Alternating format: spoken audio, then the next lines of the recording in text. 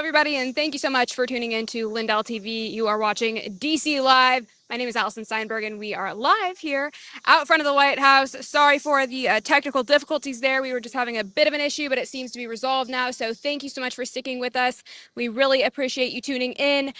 We are actually waiting for a big announcement right now from President Trump. He is set to make an announcement from the Oval Office at 1 p.m. Eastern, but we know that oftentimes the president runs a little behind.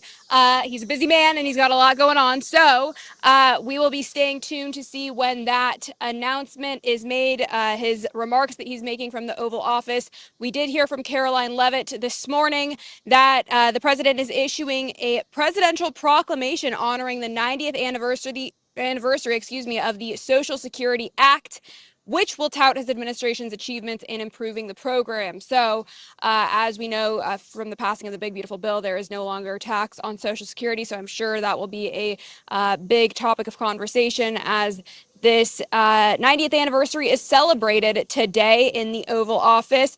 Our very own Kara Castronova, our White House correspondent, is in the Oval Office today. She's a part of the press pool, which is very exciting. So we will be standing by to see if Kara gets a question with the president in the Oval Office. Like I said, that's happening at 1 p.m.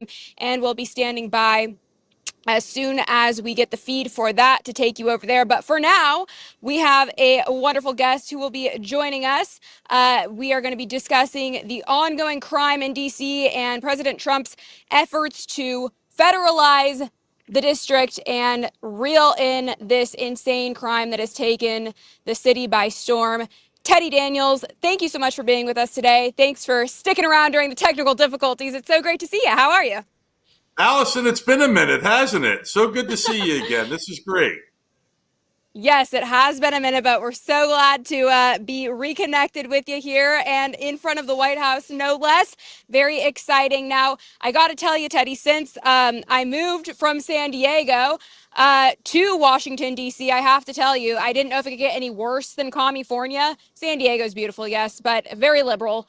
It is worse here in D.C. Lots of stabbings, carjackings, murders on a very regular basis. It's a very scary place to be. I actually am like fearful every time I leave my house, and it's bad. And I'm not the only one talking about this. There's many people who have endured far worse just living here and working here. It's very sad. And it seems the Democrats are upset about this, which is shocking. Trump is trying to reduce the crime. He's bringing in the National Guard to get rid of this issue, and the Democrats have a problem with it. It's like anything he does, regardless of how great it is, they will automatically take the opposite stance. Are you at all surprised to see this from them in this scenario, Teddy? Allison, I'm actually shocked that you're shocked that the Democrats are upset. So that's what's shocking to me is I know, you think I'd learn at this point, right? Is that you're shocked that they're upset. Allison, they get upset. I'm in D.C. a lot. And I always tell people D.C. is a cesspool surrounded by the rest of the United States. It is that bad. And with woke liberal policies, woke politicians, I mean, it was just 80s, early 90s. Marion Barry was the mayor there who was arrested for crack. I mean, this is what they elect. This is a situation of you get what you vote for. That's what we're dealing with. Yeah, it is. And you would think, talking to people here on the streets, because I've spoken to many DC residents just in passing here, you would think that this would be sort of a wake-up call for them. It's weird because it's like they're reluctant to speak out about it. They are experiencing this every day. These are the same people that say Black Lives Matter and the crime is mostly affecting Black people. Yet then they just defend these radical liberal policies that literally are killing them. Allison, they say Black Lives Matter only when it's a police officer that happens to injure or kill a Black suspect. If you look at the Black-on-Black crime in this country, the multiple abortion clinics open in this country, Black lives don't matter then. They only matter when it's convenient for Black lives to matter. And it's a shame. But this is what the Obama administration and then the Biden administration continued on with this woke ideology. And DC Police Department, I'll come out and say it. It's a victim of DEI promotions, DEI hires, and woke policies. That's why DC's in the situation it is. Yeah, it's absolutely true. I mean, we've said it before and we'll say it again, diversity, equity, inclusion, or DIE, as I like to call it, literally kills people. It is absolutely a result of the radical far left policies that have been implemented in all of these blue sanctuary cities and states. And it is absolutely dangerous and should be the biggest wake up call to every American citizen. I think the reason why the Democrats are so vehemently opposed to cleaning up the crime is because then it's actually going to expose them for the criminal tyrants that they are, because their constituents will see, oh my gosh, I don't have to actually, fear for my life every time I leave my house now that, this crime has been cleaned up, and they're going to be exposed. And that's why they want to keep the crime running rampant, because that's the only way they can stay in office, really. Well, the far left, Allison, and you know this better than anyone else, they love to operate in extreme chaos, okay? Because in extreme chaos, nobody can really get their footing. Nobody can really grasp onto what's going on, and it lets the far left come in and run wild with the narrative.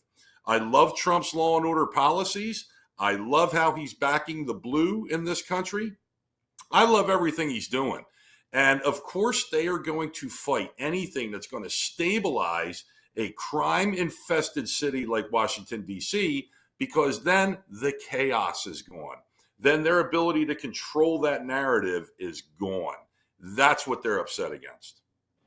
Yeah, they sure are. Now, Teddy, in light of all of this madness happening here in DC and Trump's efforts to clean it up, I've done some digging into why these issues persist, what the scenarios are, because there's actually a lot of youth violence here, juvenile violence. A large portion of the crime here is committed by these young kids. And I've actually witnessed this firsthand. I was out to dinner a couple weeks ago in a nice area of DC, what would be considered nice. And as I was walking back home, I was caught up in a mob of hundreds of these violent Black youths who were running amok, gunshots going off in front of me. It was like I thought for sure I was getting shot right then and there. Thank God there were police there who interfered and saw I was literally the only white person in this mob of people. And not that that has anything to do with it, but he saw that clearly I wasn't associated with these people. And so he kind of like took me under cover and sent me into the metro that was blocked off so I could run for safety, basically. But it was absolutely horrifying. And this is a regular occurrence here in Washington, D.C. Now, with that, I also want to mention the problem here is that many of these juveniles are not prosecuted. I just found out that if you're under 24 years old in DC, you don't even go to jail for committing a crime. You don't even go to jail if you're 24 or under. So the good news here is that Byron Donalds actually reintroduced some legislation to address this very issue. I guess he introduced it about a year ago, and for some reason it passed the House but not the Senate, because the Democrats are okay with not prosecuting 24-year-olds. But now it's been reintroduced, and maybe it'll pass the Senate this time, now that we have the majority. I think this is a huge component to why the crime continues here. What do you think? I think so too, because this blew me away when I saw this, Allison, that you were considered a juvenile in the judicial system there in DC until you were 24 years old. Are you kidding me? Okay. I mean, everywhere else in the country, I'm sure there's other exceptions I'm unaware of, that the second you turn 18, you're an adult. So why are they adding another 6 years on there? I'll tell you why. Because they don't want to prosecute crimes, and they can say, oh, it's just juvenile crime. Well, between the ages of 18 and 24, Allison, I bet my next paycheck on it. That's the range of the highest amount of crimes that are being committed between 18 and 24 years old. But they want to use, well, it's juvenile crime. No, they're adults. They're just being non-prosecuted, I want to say prosecuted, but non-prosecuted as juveniles. And that's wrong. And that's a Yeah. shame. That is absolutely wrong, and I am praying that the Senate can make the right choice this time around and get this legislation passed so we can put an end to this. I think what Trump is doing is great. Right now, it's only enacted for 30 days, but we need this to actually go through Congress to create some lasting change here and really prosecute these criminals the correct way so that perhaps they're incentivized to stop committing these horrific crimes. But with that, Teddy, we are almost out of time. I'm hearing that we're getting the live feed for Trump's big announcement today, so we'll go over to that. But his announcement is, oh, it's not live yet. So we have a few more moments, Teddy, I think. Good, But I good, good, know, good. Teddy, I know that you're running for sheriff in Dare County, North Carolina, is it? Tell us more about It that. is. It is. It's in the Outer Banks, Allison. I got remarried. I married the prettiest girl down here. Running for sheriff, it's turned into a culture of corruption here in Dare County. It's an entrenched corruption. There's no accountability. There's no nothing. Now I'm running for sheriff. It needs to be cleaned up, and that's what we're going to do. And I'm excited about it, Allison. And when I win, I want your family to come to my party. So how's that sound? Oh, well, we would be honored and we would love and that. Allison, oh, I was just in D.C. 2 weeks ago. Next oh, time yeah? I'm in D.C., I'm hitting you up. My wife and I are going to take you and your family out to eat. How's that sound? Oh, we would love that. That'd be so wonderful. It certainly would be nice to connect. And I'm so happy that you're remarried. Congratulations on that. That is so Thank exciting. you. Thank you. Yes, that is wonderful news. And God bless you and your new wife and your adorable little son. I hope he's doing well. Teddy, I Jack think we Daniels. are going. Jack Daniels. That's right. How could Yep. I forget that name? uh, okay, we're still not live yet, Teddy, so we have some more time. I wanted to get your thoughts on this. I just saw some breaking news here that Trump is now bulldozing homeless encampments around the Kennedy Center area here in DC and the Lincoln Memorial. I believe Caroline Levitt said that they've already eliminated about 70% and they will go after the remaining homeless encampments. This is a huge issue, as you know, Teddy, in these blue cities and states where I'm from, where I moved from in Los Angeles and San Diego. They just, the tents went on as far as the eye can see. They've gone up everywhere. We saw Gavin Newsom miraculously cure the homeless issue overnight up in San Francisco when the Chinese officials came to visit him. So I guess this proves, you really can just put an end to the madness immediately if you want to. But the problem is the Democrats don't, which is why they continue to allow that to persist. What are your thoughts on bulldozing the homeless encampment? Well, you know what? Number one, it needs to be cleaned up. But number two, the city of D.C. has gotten so much money throughout the years for mental health issues and for the homeless issues. Obviously, that money was mismanaged. It was misappropriated. And I'm all for, trust me, Allison, cleaning up the city, getting rid of these homeless encampments because 90% of crime all goes back to the use and sale of illegal drugs, and these homeless encampments is just riddled with it.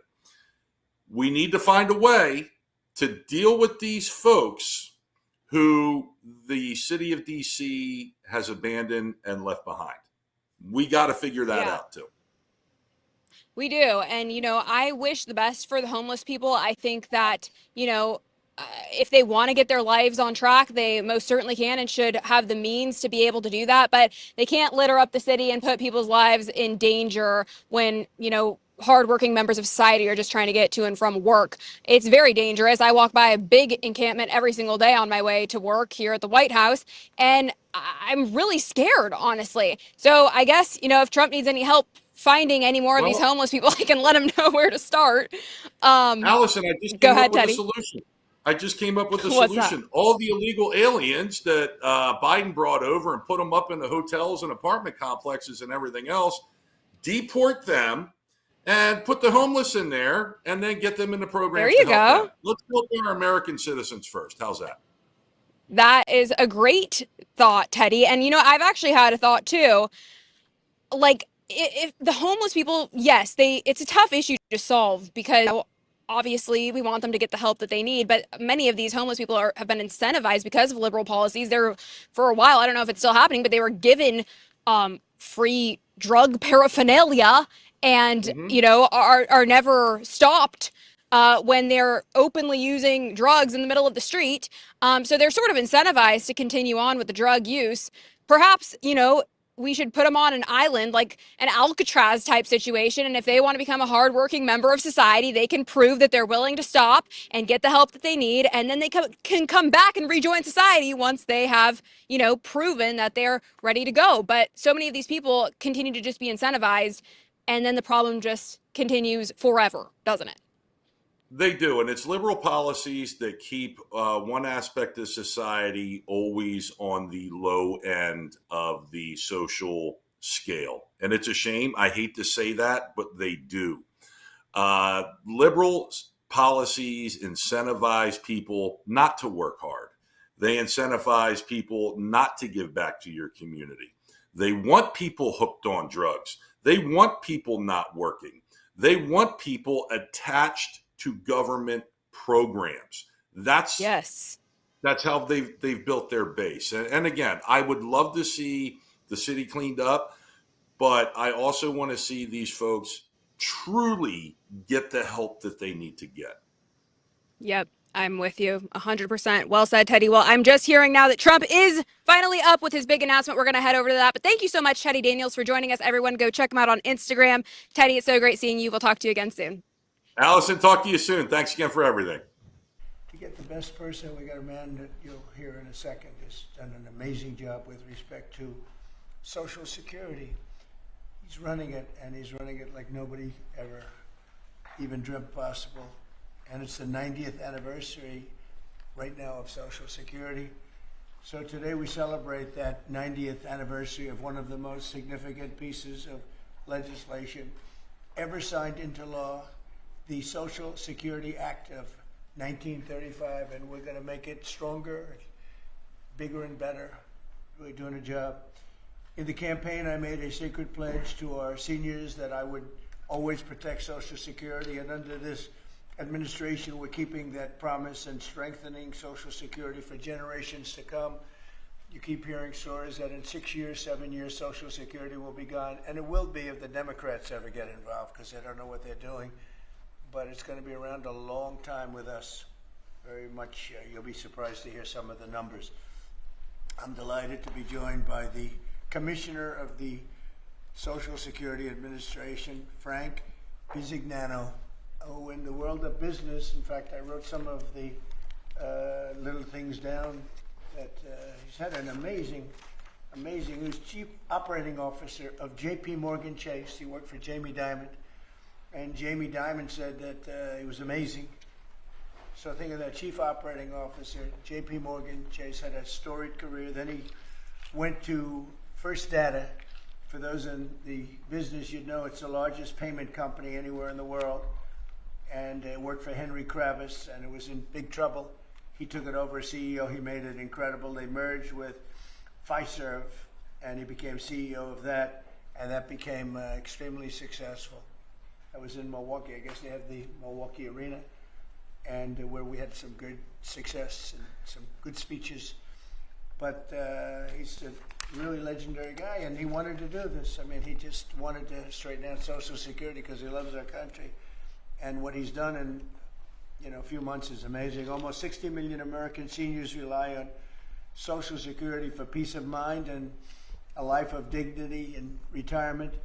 These Americans paid into the system, and they deserve leaders in Washington who are going to protect the benefits they've had and protect Social Security. Under Biden, Social Security went down like nobody's ever seen. It deteriorated. There's never been anything like it. The 4 years of Biden were very, very destructive. It couldn't have gone on much longer. Social Security was going to be destroyed. It was being destroyed. The average call wait time reached an all-time high of more than 42 minutes. Field office wait times were at 32 minutes, which is unheard of, and the disability claims backlog was the longest ever in recorded history. In other words, it was run just like the country was run. It was run really badly. But I'm pleased to report that under our leadership, and Frank in particular, the changes he's made and what he's done is sort of a miracle. Sort of like what happened with the country as a whole. Field office wait times are now down 30% since last year, and it looks like it's going to a total record number. And the record was set in a long time ago when the world was a lot different place. So we're gonna beat that record. Call wait times are down 73% while serving twice as many customers per day. The disability claims backlog is down 26%, and seniors now have 24/7 online access to their accounts, which they never had before, whereas under Biden, the website was down 29 hours a week for maintenance purposes. It was essentially not open very much. They were always maintaining it, but they didn't know what the hell they were doing. They had a person running that had no idea what they were doing. Among my very first acts was to order all government employees to return to the office or be removed from the job, which means our Social Security offices are now open for full business hours 5 days a week. So unlike being shut down all the time, we're open at record levels also. We're making it really great for the people that want and demand Social Security, and they paid into the system. They deserve it. Last month, I signed one big, beautiful bill and allowed no tax on Social Security for our great seniors, okay? So how's that? Not bad, right? No tax on Social Security for our seniors. And to protect our benefits, we've already kicked nearly 275,000 illegal aliens off of the Social Security system. These are people, many of them have already left the country, and yet we were sending them checks all the time. And 275,000, and that number is now even larger than that, Frank. It's an unbelievable job. And what that's doing is making the system strong. It's making it strong. Biden never kicked anybody off. Everybody joined. And we're carrying out historic deportations to remove many more illegals committing Social Security fraud. It's the Social Security fraud that was taking place at levels that nobody's ever seen. We cleared 12.4 million names listed in the Social Security database over 120 years of age. Think of that. So we had 12.4 million names where they were over 120 years old. Is that right? That's a hell of a statement. I have a feeling, Dan, that's not really really didn't happen, did it? So you have 12.4 million names listed in the Social Security database that were over 120 years of age, meaning you were breaking records, because I've never heard of anybody at 125. There were nearly 135,000 people listed who were over 160 years old, and in some cases getting payments. So somebody's getting those payments, and we're after that. We're also fighting the menace of inflation to make life more affordable for American seniors, and we've ended Biden's inflation nightmare. So we had the worst inflation in the history of our country, and now our inflation is down to a perfect number, a beautiful number, hardly any at all. And yet our country is taking in tens of billions of dollars and trillions of dollars, actually trillions of dollars in tariffs. You know all about it. It's been amazing. They say, why are we taking in so much money? Last week they found $29 billion and they couldn't figure out where it came from. I said, check the tariff shelf. And they said, how did you know that's where it came from? We're taking in billions and even trillions of dollars in tariffs, paid by other countries who, frankly, were taking advantage of us for many, many years. And they were doing that to us, but our people didn't know it. We didn't have smart business people. We've ended Biden's inflation nightmare and came in below expectations, and yet, again, this past month, we set records. Gasoline prices are way down, and really dramatically, as everybody knows, and energy prices have been going down, other than in certain states where you have Democrat-run states where they put windmills all over the place. Anytime you see a windmill, you'll say, well, they have bad energy costs, and it's happening in New Jersey. I saw that there's a revolution going on in New Jersey. They closed up a nuclear power plant and they're raising electricity rates by 21, 22, and 28%, something like that. And you're going to have a new governor in New Jersey. I'll tell you what, you have a good man running in the Republican Party. He'll get him down. But what they've done is they've killed so many good sources of energy for very expensive windmills and lots of other things that don't work.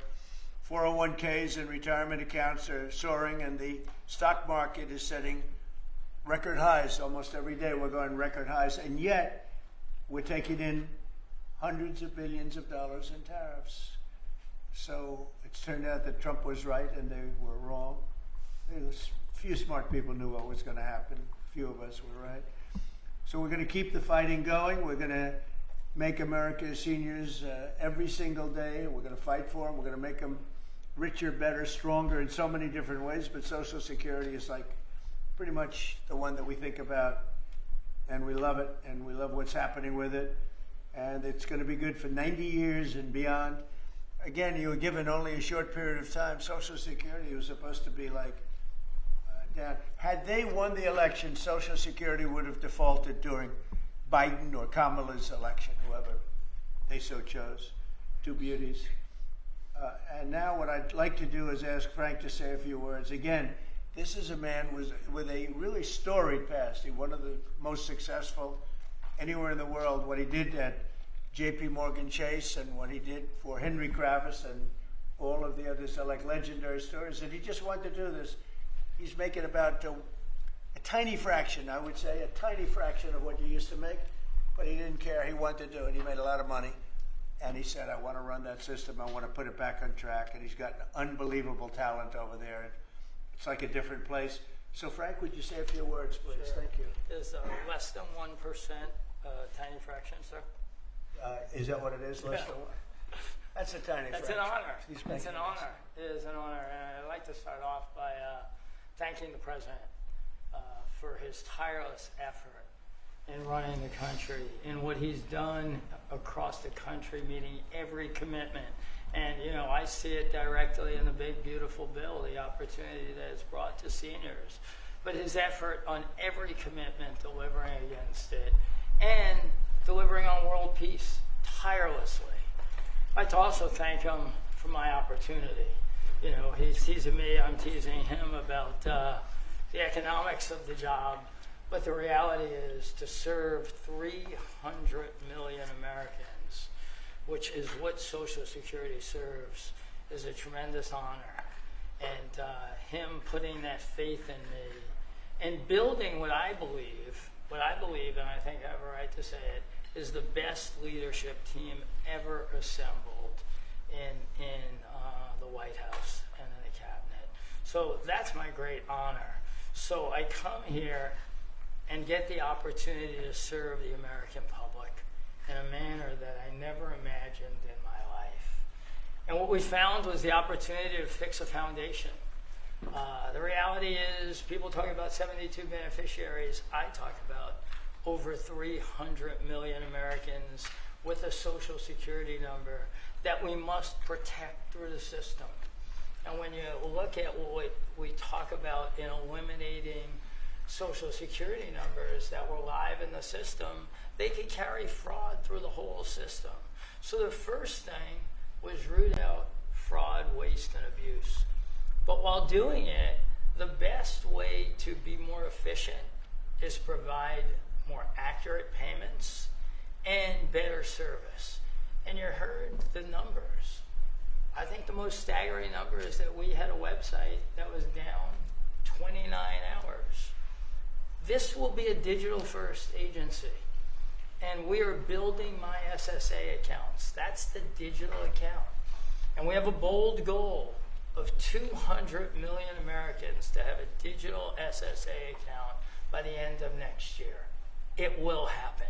Just like we had a bold goal of single-digit wait time on the calls when they were at 40 minutes.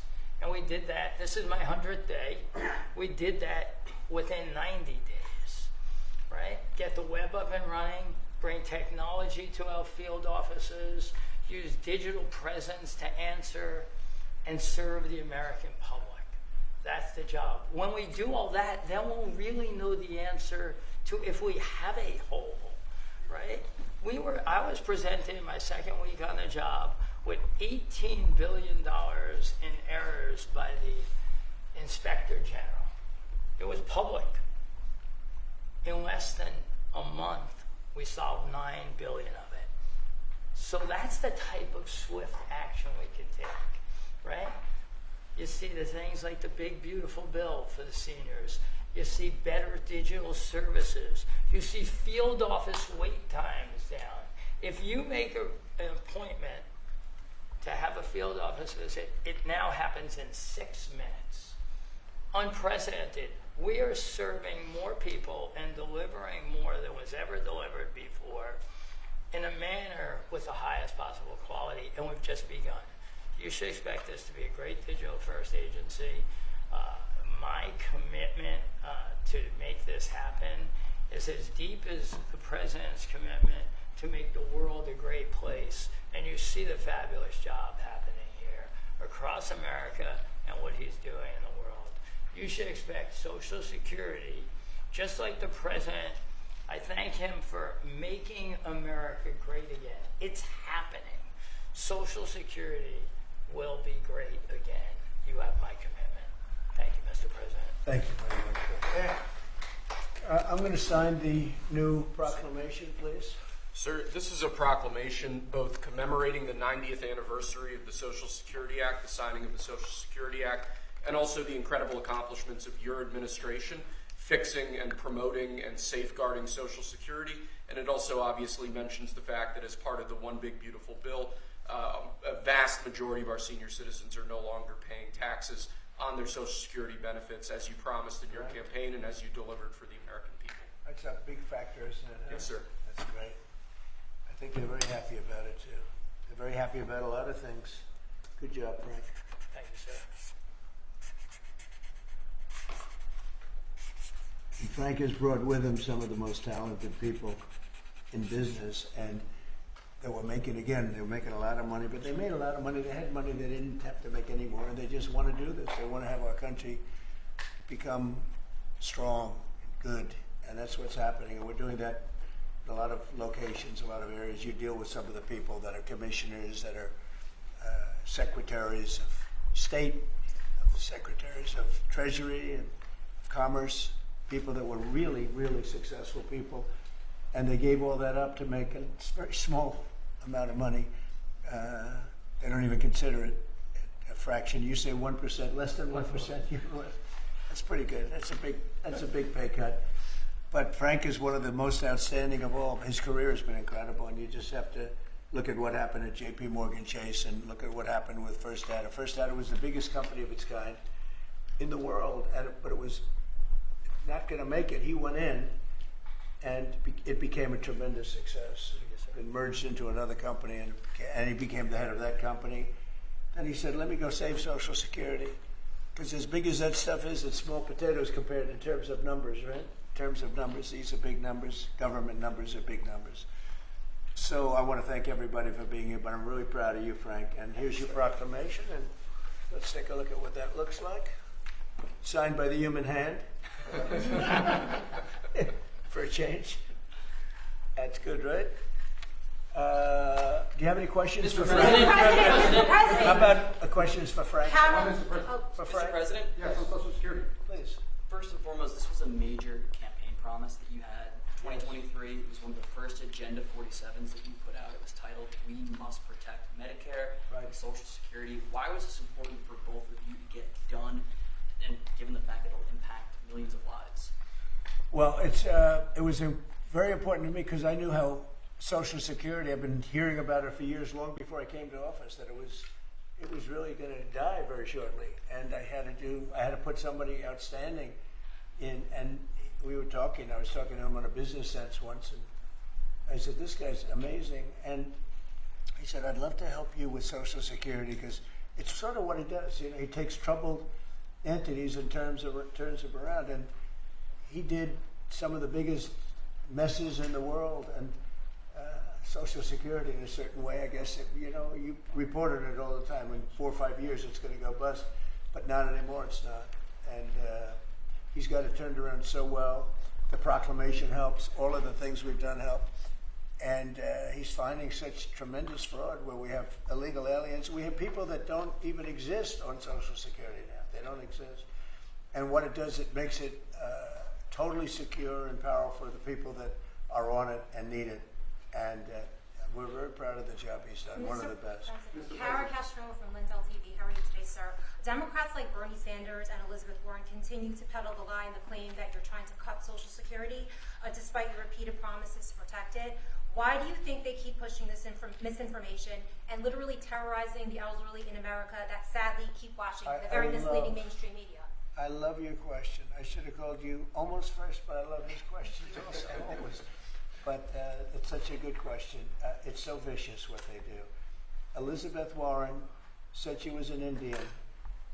We call her Pocahontas. She's a liar. She lied her whole career. Based on the fact that she was an Indian, she was able to get into certain colleges, get certain jobs, get into certain universities to work there. She's a liar and a mean person. She's a nut job. I watched her the other night. She's all hopped up endorsing a communist in New York City. And she was all excited and jumping up and down. She's got to take a drug test. She really does. She's got to take a drug test. There's no way somebody can act that way and be normal. What she's done to our financial institutions, she destroys people. You know that you had a lot of great banks in the Midwest and banks that loaned to farmers and others, and they went out of business. She put them out of business. Stone cold mean. Banks that were open 150 years, family banks that supplied the farmers and manufacturers and others, and she put them out of business. She's a mean, horrible human being. Bernie Sanders is Bernie Sanders. I don't mind him so much. He's just a liberal guy, very liberal guy. He's a wacky guy. He's still sharp. I got to tell you, you know, he's 86 or 87 or something. He's still sharp. You compare that to Joe Biden, it's, you know, sort of what happened. So I don't mind Bernie Sanders. With him, you know what you're getting. You're getting a guy, he's a nasty guy, but he's somebody that, I don't know if I call it a fastball, but he's able to throw the ball pretty well. He's okay. I watched him the other day. He was totally on the opposite side of things. I will say this, the biggest issue right now, and an issue that's really taken hold, is crime, stopping crime in the cities, and the Democrats are fighting the stopping of crime. So I think that's like men playing in women's sports is okay, or transgender for everybody, okay. But this is a bigger issue. This is the biggest of all issues. Crime is rampant in D.C. It's rampant in our generally blue-run cities, and they've got to do something about it, or they're never going to win another election. And instead of calling me a dictator, they like to say Trump's a dictator. Trump's a dictator. Well, I had calls from many, many friends, including Democrats. I have a lot of Democrat friends, but they're normal people. And they were thanking me so much for what I'm doing in D.C. They feel so safe already. And you know, at the border, we had 0 people come in, and this is done by a liberal group. They're the people that do it. I have nothing to do with it. 0 people in 3 months. We had 0, 0, and 0 for 3 months. And last year we had millions of people pouring in from all countries, from jails, from drug addicts, gang members, drug dealers by the thousands and thousands. 11,888 murderers, half of whom committed more than one murder. They flowed into our country, and for the last 3 months we had none. And I didn't remember when Joe Biden used to always go, I need legislation. I had no legislation. I just said we're closing the borders, and the whole world understood it because they respect your country again. They really respect this country again. They didn't respect it. When he said it, it didn't mean anything. But now they know it meant a lot. And Mexico does what we tell them to do, and Canada does what we tell them to do, because we have the 2 borders. We have the northern border, southern border, and they were both horrible. But now it's some people say it's a miracle. Well, what Frank has done with Social Security also is something very special. But what we're doing with crime, which will be your next question, I guess, that's because everyone's they're afraid. Half of the people here, maybe all of the people here, most of you live in D.C., you are petrified to go out. And you're liberal, and if you're liberal, you're going to have to change. You're Democrats, you're going to have to change your ways. So we will have crime under control very shortly in D.C., but they're record numbers. And sadly, what I guess the mayor did, but whoever it was, they asked the numbers to be fudged so that it would show less crime than the fact. The fact is, it's worse than it's ever been, and we will have it just like we did at the border, where with borders are totally in great shape right now, the best ever, record-setting shape. We'll have the crime situation solved in D.C. very soon.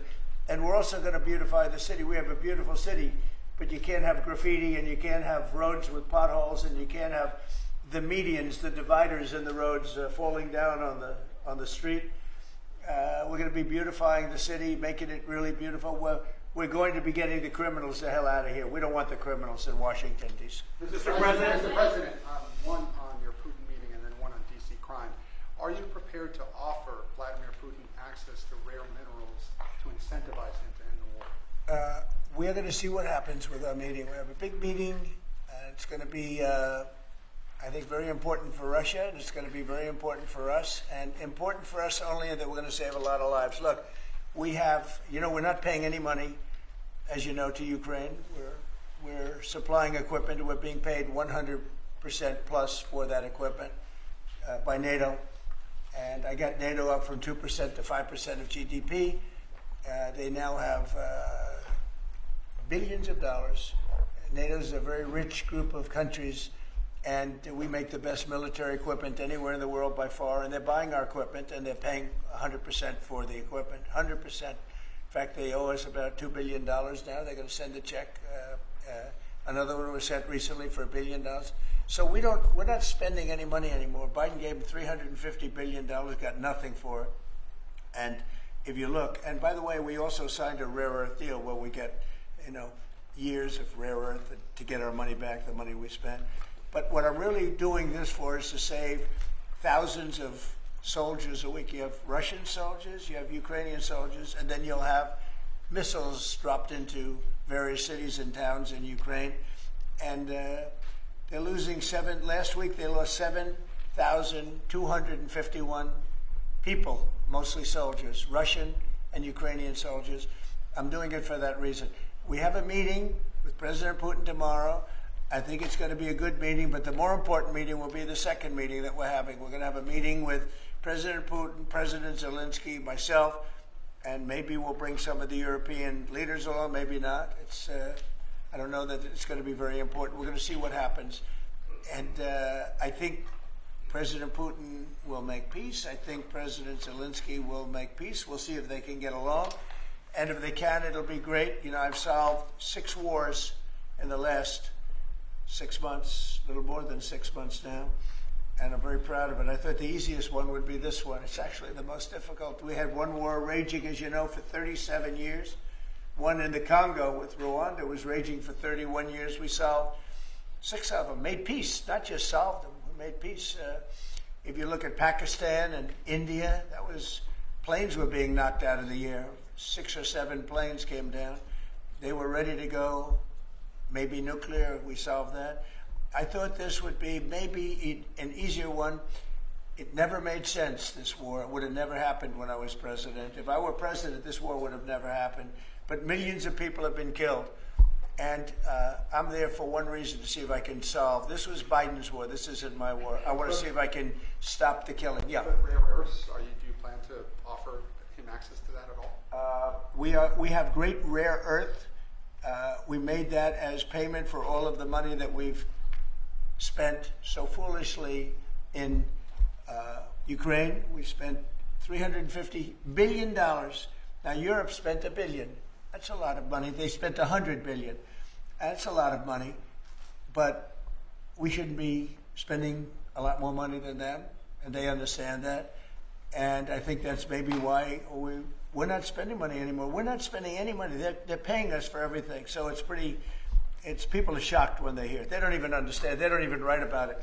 But we're not spending money. But we are spending a lot of time trying to get the war solved. If we can get the war solved, we'll be very happy. As far as rare earth, that's very unimportant relative to. I'm trying to save lives. On DC crime, on DC crime, sir. On DC crime, do you have a message for the Democrat lawmakers like Nancy Pelosi or media who are saying, after living here for many years, that there is no crime and you're trying to start a new news cycle? It's another reason why the Democrats lost the election in a landslide. They lie. It's just lie. Look, the crime is very bad. I think they'd be much better off saying, we want to help President Trump with the crime because it's an epidemic. It's a tragic situation. It's the worst it's ever been. And we want to help President Trump with the crime, as opposed to, he's a dictator. He's a dictator. People are so happy to see our military going into D.C. and getting these thugs out. As you know, we arrested a lot of people yesterday. We arrested a lot of people today. We're getting people that have arrest records that you wouldn't believe. 28 arrests, 15 arrests, brutal, brutal people. And we're going to have to do something about this cashless bail, because people shoot somebody, they kill somebody, and they're out on the street in less than an hour. Now, that's when it's all started in New York, in Chicago, Los Angeles. You take a look. If we didn't go to Los Angeles to help this incompetent governor and a mayor that doesn't know what the hell she's doing, if we didn't go to Los Angeles, you wouldn't have a big part of it burned down. The other part of it would have burned down too. You would have not had, I don't think you would have been able to have the Olympics. We have the Olympics. I have a lot at stake with that because I'm the one that got the Olympics. I got it in my first term. And I was saddened because I got it for what would be my third term, okay, which turned out to be second term. And the Olympics, it's a great honor, but I felt badly because I said I won't be president when the Olympics came. Well, through circumstance, I am president. I want to make sure the Olympics is great, the World Cup is great, and the 250, maybe the most important of all, is the 250-year celebration is great. So what's happening is we will work very hard. You would not have had, I don't believe that if I didn't send in the troops, I don't think you would have had Los Angeles in condition to have the Olympics. I think you would have had to tell them, I'm sorry, you're going to have to go someplace else. And if you look at the police commissioner or the sheriff, he said, we really needed them. Thank God they were here. We really needed them. That was the first 2 or 3 days. After we solved their problems, then he said, well, I think we could have maybe done it. No, he was told what to say. He said, you go back to your files and see what he said. He said, thank goodness they came. If I didn't go and put our military there, or National Guard in that case, and we'll go military if we have to, but the National Guard went there. They were very effective. If we didn't do that, I don't think you would have had the Olympics in Los Angeles. The place would have been just like the 25,000 houses that burned down, where, by the way, the governor ought to focus on getting their permits. You know, the federal permits are given. Those are the hard ones, and they were given a long time ago. People can't rebuild their house because they can't get permits from the state and the city, and they ought to focus on that because it's very upsetting. I went there right after the fires. I walked the streets and I met a lot of great people that want to rebuild their homes. We took care of it from the federal standpoint, but they're not taking care of it from the city side, the mayor and the governor. They're not getting their permits. They can't build their houses. Mr. President, Go ahead, please. Mr. President, thank you. Do you think this summit and the incentives for peace you are putting on the table could end up rewarding Putin for his invasion of Ukraine? And what kind of signal do you think that could potentially send to other aggressors? No, I don't think it's a reward. I think that what we have is a situation that should never have started. Should have never started. It didn't start under me, and for 4 years it wasn't even discussed. And I could see it was going to happen after I left. I could see what was happening. Everything that we did was wrong. Everything that was done was wrong. Everybody's to blame. Putin's to blame. They're all to blame. This is a war that would have never happened. Mr. President, we have a question on LA. Mr. President, earlier today, the Washington, D.C. police chief issued an executive order allowing metropolitan police officers conducting traffic stops to notify federal immigration and customs enforcement about undocumented immigrants that they encounter. Yet the city has a long-standing pro-immigration policy, including allowing non-citizens to vote in local elections. Which is ridiculous. And limiting cooperation with federal immigration agencies. Right. Did your administration pressure the D.C. police chief to review and repeal these policies? And will you require other cities to roll back similar policies to avoid possible federal takeover of local law enforcement? So what you're saying is that it was a very positive thing. When they stop people, they find they're illegal, they report them, they give them to us, etc. That's a very positive thing. I have heard that. It just happened. That's a great step. That's a great step if they're doing that. Yeah, I think that's going to happen all over the country. We want to stop crime. I think if the Democrats aren't strong on this issue, they won't be able to do it. I think this is a bigger issue than all of the other ridiculous things that they like open borders. Well, open borders is bad. Open borders has caused a lot of this problem, allowing millions and millions. I think 24 million people were allowed to come into our country. Many of these people from prisons, from jails, from mental institutions. This was the Biden policy. And I don't believe it was him. He was never there before. It was the people that encircled this very beautiful desk, the Resolute desk. Radical left lunatics who were smart, but radical left. And I'm very happy to hear what you just said, because I've heard that. And Mr. President, on LA, if I may, the mother of a 15-year-old California boy was briefly detained at gunpoint in a case of mistaken identity.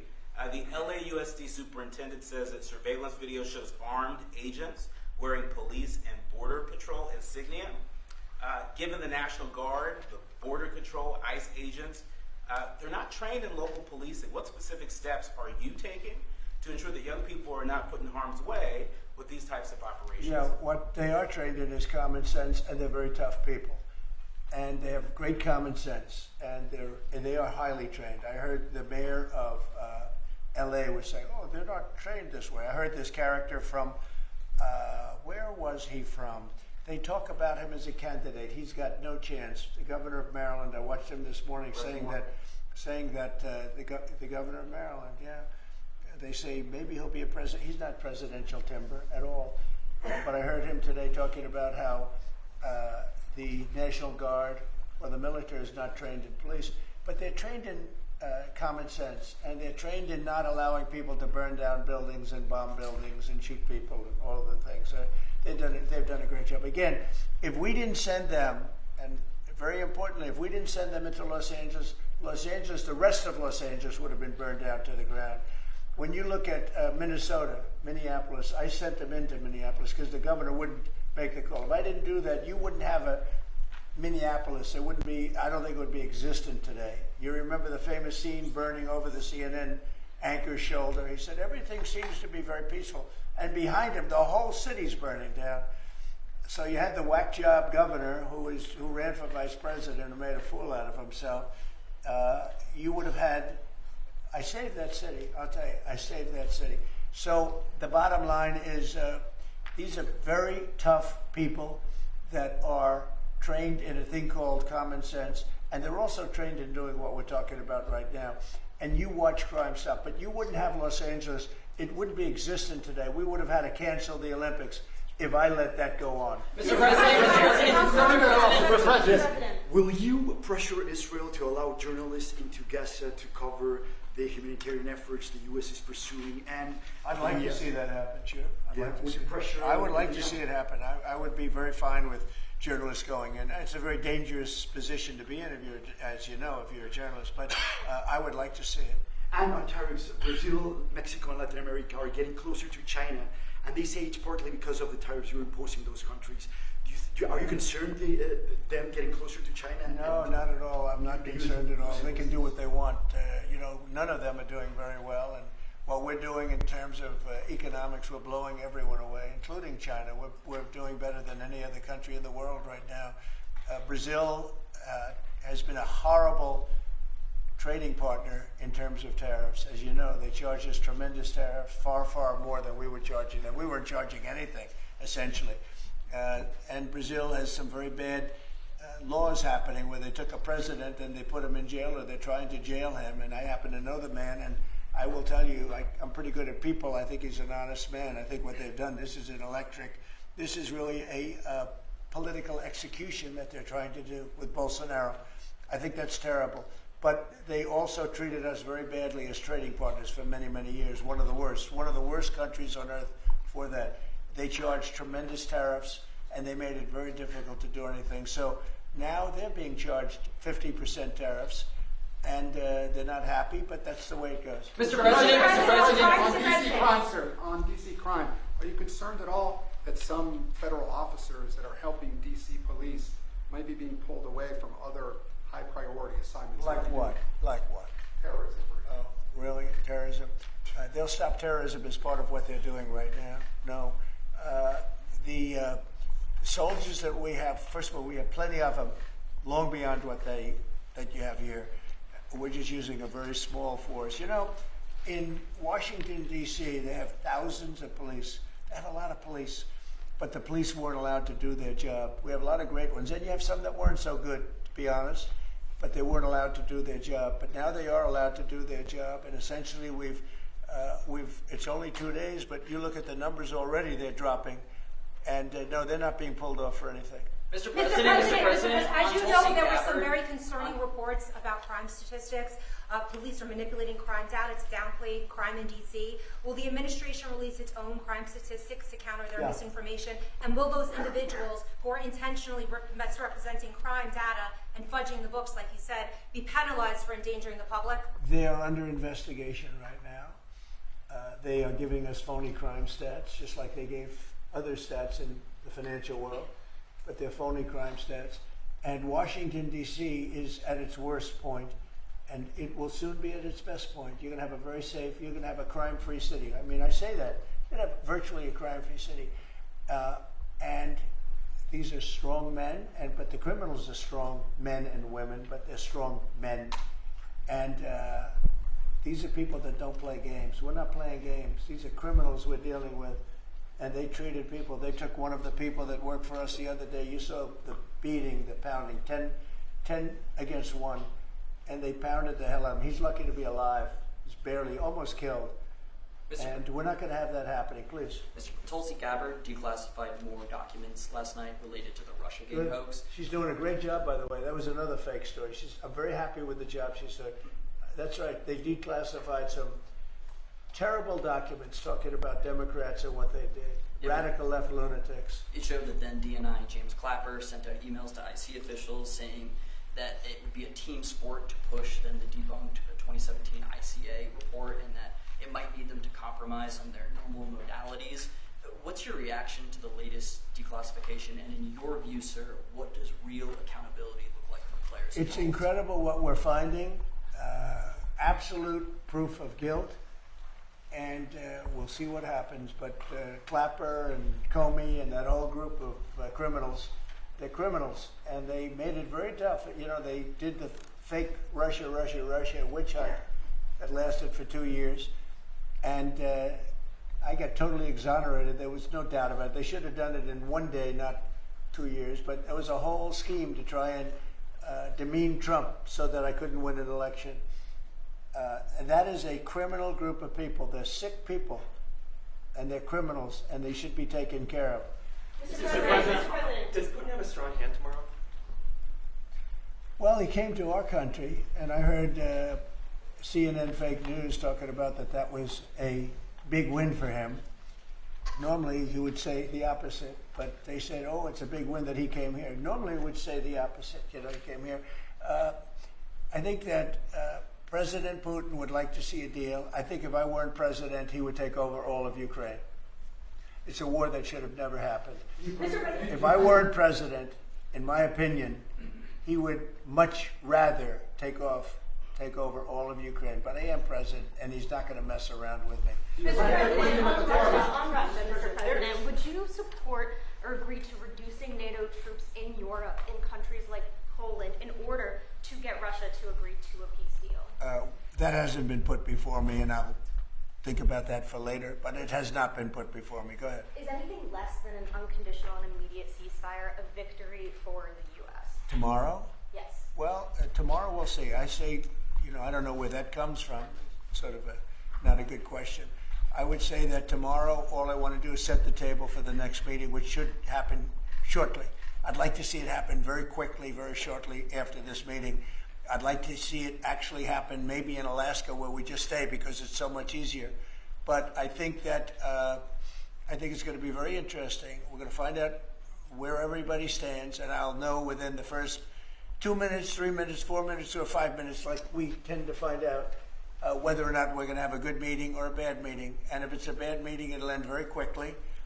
And if it's a good meeting, we're going to end up getting peace in the pretty near future. Okay? How about one more? Mr. President, on the Smithsonian. Thank you, Mr. President. On the Smithsonian, I know that your administration is seeking to weed out a lot of this left-wing spin that's in the museums, but we're seeing from people like Brian Stelter or other commentators commentators that they're insinuating that you are trying to change history according to your narrative. What's your response to that, and is there anything you'd particularly like to take a We look want at? the museums to treat our country fairly. We want the museums to talk about the history of our country in a fair manner, not in a woke manner or in a racist manner, which is what many of them, not all of them, but many of them are doing. Our museums have an obligation to represent what happened in our country over the years, good and bad, but what happened over the years in an accurate way. Thank you very much, everybody. Mr. President, how do you reconcile that, though?